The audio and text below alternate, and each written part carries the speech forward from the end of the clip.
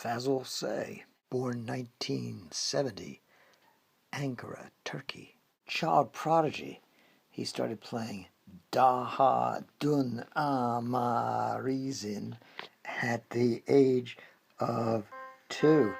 You probably know it as Ave Dirigement, or better known as Twinkle Twinkle Little Star in the ABC song. Mozart liked it too. He started composing at age 14, but his Opus 1 officially is 4 dances of Nasruddin Hoja, and that alludes to the Seljuk satirist born in Horfu, a village in the Sivrinsar Egistar province, present-day Turkey, and died in the 13th century. He was a mystic and a philosopher and a humorist.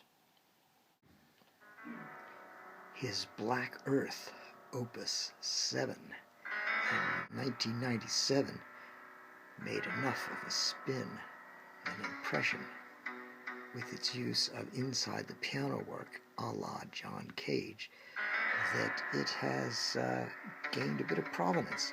And indeed, one of my students several years ago played this piece at an Opus project. Marvelous. He's done a lot of wonderful large-scale orchestral works since that time in the 2000s and 2010s. But in 2012, astoundingly, he came under the gun of the Turkish authorities on a charge of blasphemy. Good grief. But that same year, he composed the Universe Symphony. It's his 3rd symphony, Opus 43. Not to be confused, of course, with Charles Ives's Universe Symphony or Mahler's large-scale endeavors in which he characterized himself as I am the universe resounding.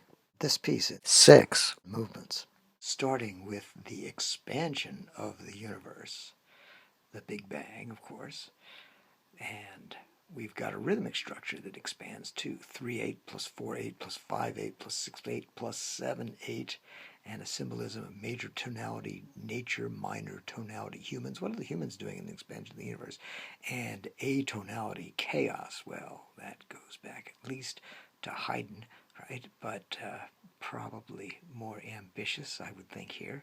And we've had other chaotic composers. This is really quite beautiful in many ways. And the pulsations seem to come out, nevertheless, of the Turkish folk music experience. We've got exotic music from the get-go, with Fazil Say himself at the piano. Hardly the biggest bang I've ever heard. Nevertheless, right after that, we get this silence that may be the dark expansion of the early universe. Who knows? And a metallic, electrified version of a log drum or a slit drum with varying pitches.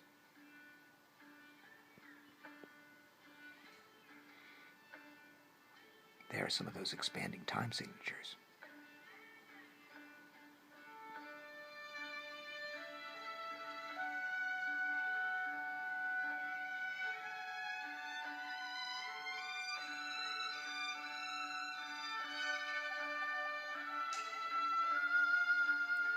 And, of course, not God.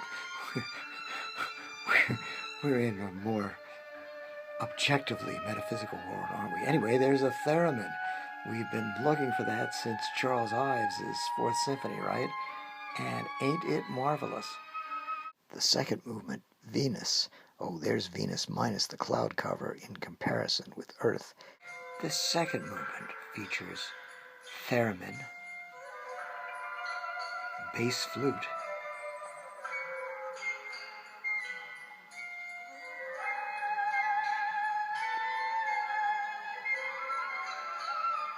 and there's Fazil, still going at it at the piano.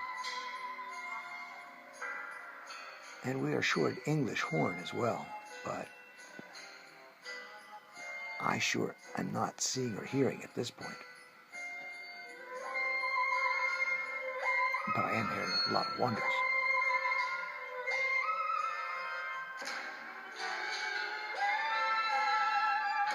Great. Ah, yes, there's English horn. And it's a little climb a la Debussy's Nocturnes, the opening nocturne. Jupiter comes to call in the third movement, and it's a storm, and that would probably be that great red spot that perhaps erupted 300 to 400 years ago and is actually slowly dying out in the present day.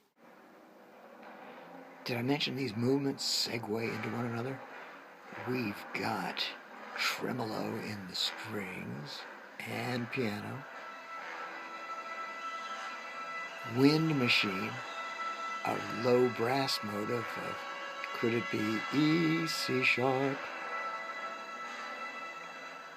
And yeah, lots of brass. Hey, Rite of Spring, anyone?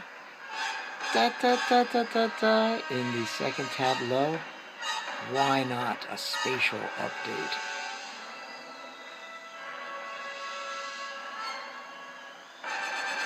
Indeed. Oh, there's that wind machine. Check it out. Vaughan Williams used it wonderfully in his Symphony No. 7, Sinfonia Antarctica. Wee-ha! The fourth movement, Earth-like planet Gliese 581G, refers to an exoplanet orbiting a star about 24 light years from Earth. There's Earth and Neptune for comparison in this picture. And it is thought to be in that so-called Goldilocks zone where life could be possible. It's been not totally proven. Various scientists dispute its very existence, but there are those who say it's in the colder side of the planetary habitable zone, somewhere closer to the coldness of Mars than the relative warmth of Earth. But nevertheless, this gives Fazil a great opportunity for a variety of bizarrities in terms of timbre. We got theremin again, waterphone, which looks like kind of a gilded cage instrument, daxophone, which is a kind of friction wood electronic instrument that makes various animal sounds. Log drum, of course, we got that metallic log drum, happy drum, UFO drum, vibratones, which may be those slap crazy things that you hear actually in Shostakovich's The Nose, and sansula, which is a kind of kalimba or thumb piano. This is along the lines of pure bizarrities, which we've seen going back at least to Mahler. John Williams has fun with his otherworldly Star Wars Cantina, etc. Alburger himself has done similar bizarrities, and of course Michael Cook with Music for Humans. These are the music for the extra humans. There's no question about that, and ain't it wonderful? Inside the piano work a la John Cage, pedal tones from the brass. Yes, yes, yes. Woo! Oh, sorry, that was me.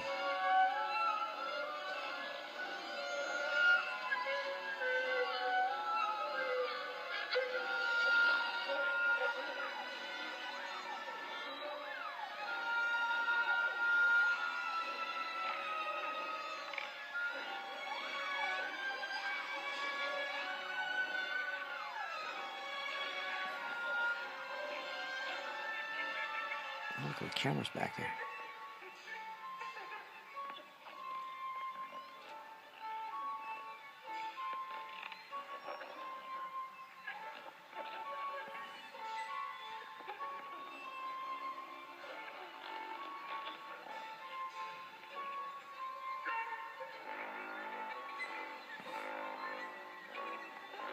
There we go.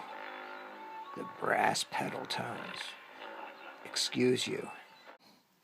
So 6 interconnected movements, and it's kind of like a 5-movement arch going on in that the first and second movements are both on the slow side, and then you have the violence of the storm in Jupiter, going back to a little more, albeit bizarre, lyricism of the Earth-like planet Gliese 581G, and then a supernova. That's it, down in the lower left-hand corner, by the way. Pretty big stuff, followed by that terrifically depressing existential notion of dark matter.